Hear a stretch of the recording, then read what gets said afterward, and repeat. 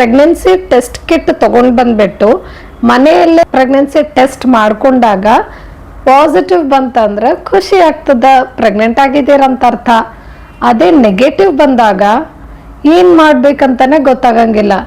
Confusion start ಆಗ್ತದೆ, doubts ಬರಕ್ಕೆ start ಆಗ್ತವೆ. ಏನಂದ್ರೆ ನಾನೇನಾದರೂ ಭಾಳ ಬೇಗನೆ ಚೆಕ್ ಮಾಡ್ಕೊಂಡೇನು, ಇನ್ನೊಂದು 2 ದಿನ ವೇಟ್ ಮಾಡಬೇಕಾಗಿತ್ತೇನೋ, ಮತ್ತು 2 ದಿನ ಬಿಟ್ಟು ಮತ್ತೆ ರೀಟೆಸ್ಟ್ ಮಾಡ್ಕೊಳ್ಳೇನೋ, ಮತ್ತು ಯಾಕೆ ಪೀರಿಯಡ್ ಡಿಲೇ ಆಯಿತು, ಮತ್ತು 2 ದಿನ ಬಿಟ್ಟು ರೀಟೆಸ್ಟ್ ಮಾಡ್ಕೊತೀರ, ಮತ್ತೆ ನೆಗೆಟಿವ್ ಬಂದಾಗ ಮತ್ತೆ ಅದೇ ಭಯ, ಅದೇ ಡೌಟ್, ಅದೇ ಕನ್ಫ್ಯೂಷನ್. ಯಾಕೆ ಬರಲಿಲ್ಲ ಪಾಸಿಟಿವ್, ಯಾಕೆ ಮತ್ತೆ ನೆಗೆಟಿವ್ ಬಂದದ, ಪೀರಿಯಡು ಮಿಸ್ ಆಗ್ಯದ, ಪೀರಿಯಡ್ ಮತ್ತೆ 2 ದಿನ ಬಿಟ್ಟು ಚೆಕ್ ಮಾಡ್ಕೊಂಡ್ರು ಬಂದೇ ಇಲ್ಲ, ಡಿಲೇನೇ ಆಗ್ತಿದೆ ಪೀರಿಯಡ್, ಇಲ್ಲಿ ಪ್ರೆಗ್ನೆನ್ಸಿನೂ ಆಗಿಲ್ಲ, ಇದರ ಅರ್ಥ ಏನು, ನಾನು ಇನ್ನ ಮತ್ತೆ 2 ದಿನ ವೇಟ್ ಮಾಡಬೇಕಾ ಅಥವಾ ಡಾಕ್ಟರ್ ಹತ್ರ ಹೋಗ್ಬೇಕಾ? ಈ ಥರ ನೆಗೆಟಿವ್ ಬಂದಾಗ ಇಷ್ಟೊಂದೆಲ್ಲ ಡೌಟ್ಸು ಕನ್ಫ್ಯೂಷನ್ಸು ಬರೋದು ಸಹಜ. ಆ್ಯಕ್ಚುಲಿ ನನಗೆ ಇಷ್ಟೊಂದು ಡೌಟ್ಸ್ ಬರ್ತಾವನ್ನ ಗೊತ್ತಿರಲಿಲ್ಲ. ನನ್ನ ವಿಡಿಯೋ ಕೆಳಗೆ ಕಮೆಂಟ್ಸ್ ಓದಿದ್ಮೇಲೆ ಗೊತ್ತಾಯಿತು. ಬಹಳಷ್ಟು ಜನ ನೆಗೆಟಿವ್ ಬಂದ್ಮೇಲೆ ಚೆಕ್ ಮಾಡ್ಕೊಂಡೆ ನೆಗೆಟಿವ್ ಬಂತು, ಏನು ಮಾಡಬೇಕು, 2 ದಿನ ವೇಟ್ ಮಾಡಬೇಕಾ ಮತ್ತೆ ಚೆಕ್ ಮಾಡ್ಬೇಕಂತ ಭಾಳ ಕ್ವಶನ್ಸ್ ಕೇಳ್ತಿದ್ರಿ. ಸೊ ಹಾಗಾಗಿ ವಿಡಿಯೋನೇ ಮಾಡಿ ಅದ್ರ ಮೂಲಕ ಆ ಎಲ್ಲ ಡೌಟ್ಸ್ ಕನ್ಫ್ಯೂಷನ್ಸ್ನ ಕ್ಲಿಯರ್ ಮಾಡೋಣ ಅಂತ ಅನ್ಕೊಂಡೆ. ಸೊ ನಿಮಗೇನಾದರೂ ನೀವು ಪ್ರೆಗ್ನೆನ್ಸಿ ಟೆಸ್ಟ್ ಮಾಡ್ಕೊಂಡ್ಮೇಲೆ ನೆಗೆಟಿವ್ ಬಂದಿತ್ತು, ಮುಂದೆ ಏನು ಮಾಡ್ಬೇಕಂತ ಗೊತ್ತಾಗಲಾಗಿತ್ತು ಅಂತಂದ್ರೆ ಈ ವಿಡಿಯೋ ಪೂರ್ತಿಯಾಗಿ ಸ್ಕಿಪ್ ಮಾಡಿದೆ ನೋಡ್ರಿ. ವಿಡಿಯೋದಾಗ ನಿಮಗಿರೋ ಡೌಟ್ಸ್ ಕನ್ಫ್ಯೂಷನ್ಸಿಗೆಲ್ಲ ಆನ್ಸರ್ ಸಿಗ್ತದ. ಆ್ಯಂಡ್ ಇದು ನಂದು ಲಾಸ್ಟ್ ವಿಡಿಯೋದ ಕಂಟಿನ್ಯೂಷನ್ ಪಾರ್ಟ್ ಅಂತಾನು ಅನ್ಕೋಬಹುದು. ಯಾಕಂದ್ರೆ ನನ್ನ ಲಾಸ್ಟ್ ವಿಡಿಯೋನಾಗ ನಾನು ಮನೆಯಲ್ಲೇ pregnancy test regular period cycle ಇದ್ದವ್ರು ಯಾವಾಗ ಮಾಡ್ಕೋಬೇಕು, ಇರ್ರೆಗ್ಯುಲರ್ ಪೀರಿಯಡ್ ಸೈಕಲ್ ಇದ್ದವರು ಯಾವಾಗ ಮಾಡ್ಕೋಬೇಕು, ಅಂದ್ರೆ ಪೀರಿಯಡ್ ಮಿಸ್ ಆದ ಎಷ್ಟು ದಿನಕ್ಕೆ ಟೆಸ್ಟ್ ಮಾಡ್ಕೊಂಡ್ರೆ ನಿಮಗೆ ಅಕ್ಯುರೇಟ್ ಆದ ರಿಸಲ್ಟ್ ಸಿಗ್ತದ ಅಂತ ಅನ್ನೋದ್ರ ಬಗ್ಗೆ ಮಾಡಿದ್ದೆ. ಹಾಯ್, ನಮಸ್ತೆ, ನಾನು ಗಂಗಾ. ನನ್ನ ಚಾನಲ್ ನಮಸ್ತೆ ಮಾಮ್ಸ್ ಕನ್ನಡ ವ್ಲಾಗ್ಸ್ಗೆ ಸ್ವಾಗತ ಎಲ್ಲರಿಗೂ. ನನ್ನ ಚಾನಲ್ನಾಗ ನಾನು pregnancy, parenting, lifestyle, travel, fashion related ವ್ಲಾಗ್ಸ್ನ ಹಾಕ್ತಿರ್ತೀನಿ. ಸೊ ನಿಮ್ಗೇನಾದರೂ ಈ ಟಾಪಿಕ್ಸಲ್ಲಿ ಇಂಟ್ರೆಸ್ಟ್ ಇದ್ರೆ ನನ್ನ ಚಾನಲ್ನ ತಪ್ಪದೆ ಸಬ್ಸ್ಕ್ರೈಬ್ ಮಾಡ್ಕೊರಿ.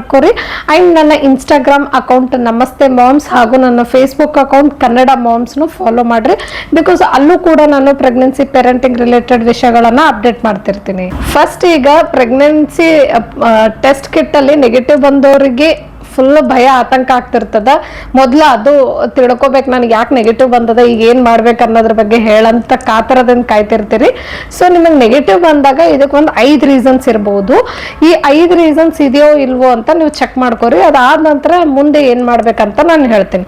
ಫಸ್ಟ್ ಆಫ್ ಆಲ್ ಏನಂದ್ರೆ, ನೀವು ಭಾಳ ಅರ್ಲಿನೇ ಟೆಸ್ಟ್ ಮಾಡ್ಕೊಂಡಿರೇನಂತ ಚೆಕ್ ಮಾಡ್ಕೊರಿ. ಭಾಳ ಅರ್ಲಿ ಅಂದ್ರೆ ಪೀರಿಯಡ್ ಮಿಸ್ ಆಗೋವರೆಗೂ ವೇಟ್ ಮಾಡ್ದೇನೆ ಅದ್ರಗಿಂತ ಮುಂಚೆನೆ ಟೆಸ್ಟ್ ಮಾಡ್ಕೊಂಡಿದ್ದೀರೇನಂತ ಚೆಕ್ ಮಾಡ್ಕೊರಿ. ಲೈಕ್ ಈಗ ನಿಮ್ಮ ಪೀರಿಯಡ್ ಫೆಬ್ರವರಿ 15th ಅಥವಾ 16th ಬರೋದಿತ್ತು, ನೀವು ಅಲ್ಲಿವರೆಗೂ ಕಾಯ್ದೇನೆ 14th 15th ಚೆಕ್ ಮಾಡ್ಕೊಂಡಿದ್ರಂತ ಅನ್ಕೊಳ್ರಿ. ಸೊ ಅವಾಗ ನೆಗೆಟಿವ್ ಬರುವಂಥ ಚಾನ್ಸಸ್ ಭಾಳನೇ ಇರ್ತದ. ಇದು ರೆಗ್ಯುಲರ್ ಪೀರಿಯಡ್ ಸೈಕಲ್ ಅವರಿಗೂ ಆಗ್ಬೋದು, ರೆಗ್ಯುಲರ್ ಪೀರಿಯಡ್ ಸೈಕಲ್ ಅವರಿಗಂತೂ ಬರಬಹುದು ಅವಾಗ ಪಾಸಿಟಿವ್ ಸ್ವಲ್ಪ ಮುಂಚೆ ಚೆಕ್ ಮಾಡ್ಕೊಂಡಾಗ, ಬಟ್ ಹೇಳಕ್ಕಾಗಲ್ಲ. ಇರೆಗ್ಯುಲರ್ ಪೀರಿಯಡ್ ಸೈಕಲ್ ಇದ್ದವ್ರಿಗಂತೂ ಅಷ್ಟು ಮುಂಚೆ ಮಾಡ್ಕೊಂಡಾಗ ನೆಗೆಟಿವ್ ತೋರಿಸ್ತದೆ. ಸೊ ಅಟ್ಲೀಸ್ಟ್ ನಿಮ್ಮ ಪೀರಿಯಡ್ ಮಿಸ್ ಆಗೋವರೆಗಿನ ಡೇಟ್ ಏನಿರ್ತದ ಅಲ್ಲಿವರೆಗೆ ವೇಟ್ ಮಾಡಿ ಅದಾದ ನಂತರ ಟೆಸ್ಟ್ ಮಾಡ್ಕೊಂಡಾಗ ನಿಮಗೆ ಅಕ್ಯುರೇಟ್ ರಿಸಲ್ಟ್ ಬರ್ತದ. ಲೈಕ್ ಈಗ ಫೆಬ್ರವರಿ 15th ನೀವು ಮತ್ತೆ ಪೀರಿಯಡ್ ಆಗೋದಿತ್ತು ಅಂದರೆ ಅಲ್ಲಿವರೆಗೆ ವೇಟ್ ಮಾಡಿರಿ. ಅದಾದ ನಂತರ ನೆಕ್ಸ್ಟ್ 16th ಚೆಕ್ ಮಾಡ್ಕೊರಿ, ಇಲ್ಲ 1-2 ದಿನ ಬಿಟ್ಟು ಚೆಕ್ ಮಾಡ್ಕೊರಿ. ಈ ಥರ ಯಾಕೆ ಬೇಗ ಮಾಡ್ಕೊಂಡಾಗ ನೆಗೆಟಿವ್ ತೋರ್ಸೋ ಚಾನ್ಸಸ್ ಇರ್ತದೆ ಅಂತ ಹೇಳತ್ತೀನಂದ್ರೆ, ಆ್ಯಕ್ಚುಲಿ ಇದು ಮನೆಯಲ್ಲಿ ಟೆಸ್ಟ್ ಕಿಟ್ ತೊಗೊಂಡು ಏನು ಚೆಕ್ ಮಾಡ್ತೀವಲ್ಲ, ಅದು ಯೂರಿನ್ ಸ್ಯಾಂಪಲಿಂದ ಚೆಕ್ ಮಾಡ್ತೀವಿ. ಸೊ ನಮ್ಮ ಯೂರಿನ್ ಸ್ಯಾಂಪಲಲ್ಲಿ HCG ಹಾರ್ಮೋನ್ ಲೆವೆಲ್ ಡಿಟೆಕ್ಟ್ ಆಗಬೇಕು. ಅದು ಡಿಟೆಕ್ಟ್ ಆದಾಗ ಮಾತ್ರ ಇಲ್ಲಿ ಪ್ರೆಗ್ನೆನ್ಸಿ ಪಾಸಿಟಿವ್ ತೋರಿಸ್ತದೆ. ಸೊ ಆ HCG ಹಾರ್ಮೋನ್ ಲೆವೆಲ್ ನಾವು ಪ್ರೆಗ್ನೆಂಟ್ ಆದಾಗ ಅದು ಸ್ಲೋಲಿ ರೈಸ್ ಆಗ್ತಾ ಹೋಗ್ತದೆ. ಅದಕ್ಕೊಂದು ಸ್ವಲ್ಪ ಟೈಮ್ ಬೇಕು. ಆ ರೈಸ್ ಆದ್ಮೇಲೆ ಅಲ್ಲಿ ತೋರಿಸ್ತದೆ ಅದು ಪಾಸಿಟಿವ್ ಅಂತ. ಸೊ ಅದು ಇನ್ನೂ ರೈಸ್ ಆಗೋ ಸ್ಟೇಜಲ್ಲಿ ಇದ್ದಾಗ ನೀವು ಜಲ್ದಿನೇ ಟೆಸ್ಟ್ ಮಾಡ್ಕೊಂಡ್ರ ಅಂದ್ರೆ ನೆಗೆಟಿವ್ ತೋರಿಸು ಒಬ್ವಿಯಸ್ಲಿ, ಈವನ್ ದೋ ನೀವು ಪಾಸಿಟಿವ್ ಆಗಿದ್ರು. ಸೊ ಹಾಗಾಗಿ ಒಂದು ಸ್ವಲ್ಪ ದಿನ ವೇಟ್ ಮಾಡಿ ಚೆಕ್ ಮಾಡ್ಕೊರಿ. ಮಿಸ್ಡ್ ಪೀರಿಯಡ್ ಆಗತ್ತನ ಡೇಟ್ ತನ ವೇಟ್ ಮಾಡ್ರಿ. ಅದಾದ ನಂತರ ಚೆಕ್ ಮಾಡ್ಕೊರಿ, ಅವಾಗ ಕರೆಕ್ಟ್ ತೋರಿಸ್ಬಹುದು. ಅವಾಗ ಏನು ಪಾಸಿಟಿವ್ ತೋರಿಸಿದ್ರೆ ಪಾಸಿಟಿವ್, ನೆಗೆಟಿವ್ ತೋರಿಸಿದ್ರೆ ನೆಗೆಟಿವ್. ನೆಕ್ಸ್ಟ್ ಏನಂದ್ರೆ, ಓವಲೇಷನ್ ಲೇಟ್ ಆಗಿತ್ತು ಅಂದ್ರೆ ಇಂಪ್ಲಾಂಟೇಷನ್ ಆಗೋದು ಕೂಡ ಡಿಲೇ ಆಗ್ತದೆ. ಇಂಪ್ಲಾಂಟೇಷನ್ ಡಿಲೇ ಆದಾಗ ಈ HCG ಹಾರ್ಮೋನ್ ಲೆವೆಲ್ ಬಾಡಿನಾಗ ರೈಸ್ ಆಗಕ್ಕ, ಉತ್ಪತ್ತಿ ಆಗಕ್ಕ ಸ್ವಲ್ಪ ಡಿಲೇ ಆಗಿರ್ತದೆ. ಸೊ ಇದೆಲ್ಲ ಡಿಲೇ ಆದಾಗ ನಿಮ್ದು ಪೀರಿಯಡ್ ಡೇಟ್ ಏನು ಬಂದಿರ್ತದಲ್ಲ, ಮಿಸ್ ಆಗೋ ಪೀರಿಯಡ್ ಡೇಟ್, ಆ ಡೇಟ್ ಮೀರಿನೂ ಹೋಗ್ಬೋದು ಒಂದೊಂದ್ಸಲ. ಇದು ಆಕ್ಚುಲಿ ಇರ್ರೆಗ್ಯುಲರ್ ಪೀರಿಯಡ್ ಸೈಕಲ್ ಇದ್ದವ್ರಿಗೆ ಆಗೋ ಚಾನ್ಸಸ್ ಈ ಥರ. ಸೊ ಆ ಡೇಟ್ ಮೀರಿನೂ ಹೋಗ್ಬಿಟ್ಟಿರ್ತದ. ಅದಕ್ಕೆ ಅವ್ರು ಏನು ಮಾಡ್ಬೇಕು, ಇರ್ರೆಗ್ಯುಲರ್ ಪೀರಿಯಡ್ ಸೈಕಲ್ ಇದ್ದವರು ನಿಮ್ಮ ಪೀರಿಯಡ್ ಡೇಟ್ ಏನು ಮಿಸ್ ಆಗಿರ್ತಲ್ಲ ಅವಾಗಿಂದ ಅವಾಗೆ ಚೆಕ್ ಮಾಡ್ಕೋಬೇಡ್ರಿ. ನೆಕ್ಸ್ಟ್ ಡೇನೆ ಒಂದು 7 days ಆದರೂ ಗ್ಯಾಪ್ ಕೊಡ್ರಿ. ಅದಾದ ನಂತರ ಚೆಕ್ ಮಾಡ್ಕೊರಿ. ಅವಾಗ ಇದು ಎಲ್ಲ ಓವ್ಯುಲೇಷನ್ ಡಿಲೇ ಆಗಿತ್ತು, ಇಂಪ್ಲಾಂಟೇಷನ್ ಡಿಲೇ ಆಗಿತ್ತು ಅಂದ್ರೆ HCG ಹಾರ್ಮೋನ್ ಆ ಕಿಟ್ಟಲ್ಲಿ ಡಿಟೆಕ್ಟ್ ಆಗಕ್ಕೆ ಟೈಮ್ ಸಾಕಾಗಿರ್ತದೆ. ಸೊ ಮಿಸ್ಡ್ ಪೀರಿಯಡ್ ಆದ ಒಂದು 7 ದಿನದ ನಂತರ ಚೆಕ್ ಮಾಡ್ಕೊರಿ. ಅವಾಗೂ ನಿಮಗೆ ಮತ್ತೆ ನೆಗೆಟಿವ್ ಏನಾದರೂ ತೋರ್ಸತ್ತಿತ್ತು, ಆದರೂ ನಿಮಗೆ ಪ್ರೆಗ್ನೆನ್ಸಿ ಸಿಂಪ್ಟಮ್ಸ್ ಎಲ್ಲ ಅನುಭವ ಆಗ್ಲತ್ತಿತ್ತು, ಸೊ ಎಲ್ಲೋ ಇಂಟ್ಯೂಷನ್ ಇರ್ಬೋದು ಪಾಸಿಟಿವ್ ಅನ್ನೋ ರೀತಿ ಇತ್ತಂದ್ರೆ ಮತ್ತೊಂದು 2 ದಿನ ವೇಟ್ ಮಾಡಿ ಮತ್ತೆ ಚೆಕ್ ಮಾಡ್ಕೊರಿ. ಅವಾಗೂ ಮತ್ತೆ ನೆಗೆಟಿವ್ ಅಂತಂದ್ರೆ ಇಟ್ಸ್ ನೆಗೆಟಿವ್ ಅಂತ ಅರ್ಥ.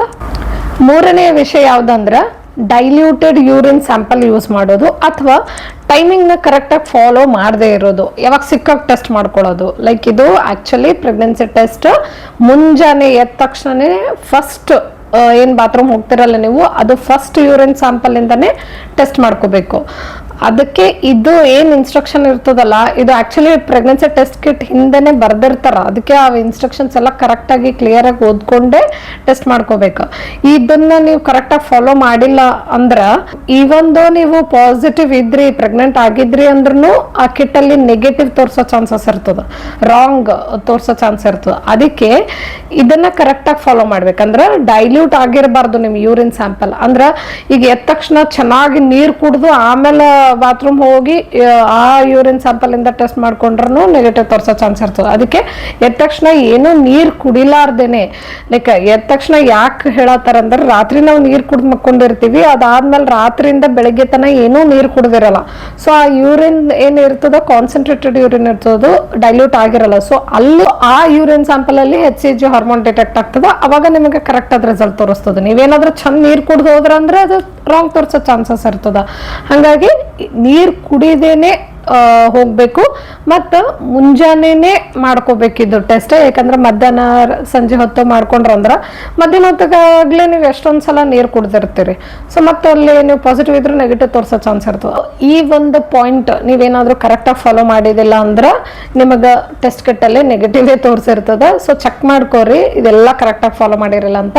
ಮಾಡಿದಿಲ್ಲ ಅಂದ್ರೆ ಕರೆಕ್ಟಾಗಿ ಫಾಲೋ ಮಾಡಿ ಮತ್ತೊಂದ್ಸಲ ರೀಟೆಸ್ಟ್ ಮಾಡ್ಕೋರಿ, ಅವಾಗ ಕರೆಕ್ಟ್ ಆದ ರಿಸಲ್ಟ್ ನಿಮಗೆ ತೋರಿಸ್ತದೆ. ನೆಕ್ಸ್ಟ್ ಏನಂದ್ರೆ ಈ ಎಲ್ಲ ಇನ್ಸ್ಟ್ರಕ್ಷನ್ಸ್ ಏನು ಹೇಳಿದೆ, ಒಂದು 3 ಪಾಯಿಂಟ್ಸ್ ಫಸ್ಟಿಂದ ನಾನು ಇವೆಲ್ಲನೂ ಕರೆಕ್ಟಾಗಿ ಫಾಲೋ ಮಾಡಿರ್ತೀರಿ, ಆದ್ರೂ ನಿಮಗೆ ಟೆಸ್ಟ್ ಕಿಟ್ಟಲ್ಲಿ ನೆಗೆಟಿವ್ ಬಂದಿರ್ತದೆ. ಮತ್ತು ಪೀರಿಯಡ್ಸು ಮಿಸ್ ಆಗಿರ್ತದೆ, ಮತ್ತು ವೇಟ್ ಮಾಡಿರ್ತೀರಿ ಅಂದರೂ ಟೆಸ್ಟ್ ಕಿಟ್ಟಲ್ಲೂ ನೆಗೆಟಿವ್, ಪ್ರೆಗ್ನೆಂಟೂ ಆಗಿಲ್ಲ, ಈ ಕಡೆ ಪೀರಿಯಡ್ಸು ಡಿಲೇ ಆಗ್ಲತ್ತದ. ಹಿಂಗಿದ್ದಾಗ ಇದಕ್ಕೇನು ಕಾರಣ, ಯಾಕೆ ಡಿಲೇ ಆಲತ್ತ ಪೀರಿಯಡ್, ಈ ಕಡೆ ಪ್ರೆಗ್ನೆಂಟು ಇಲ್ಲ, ಈ ಕ್ವಶನ್ ರೈಸ್ ಆಗೋದು ಮಾಮೂಲು. ಸೊ ಹಿಂಗಿದ್ದಾಗ ಇದರ ಅರ್ಥ ಏನಂದ್ರೆ ನಿಮಗೇನಾದ್ರೂ ಹಾರ್ಮೋನಲ್ ಇಂಬ್ಯಾಲೆನ್ಸ್ ಅಥವಾ ಪೀರಿಯಡ್ ಸೈಕಲ್ ಇರ್ರೆಗ್ಯುಲರ್ ಆಗಿತ್ತು ಅಂದ್ರೆ ಅದು ಪ್ರೆಗ್ನೆನ್ಸಿ ಡಿಲೇ ಮಾಡಕ್ಕೂ ಕಾರಣ ಆಗ್ತದ.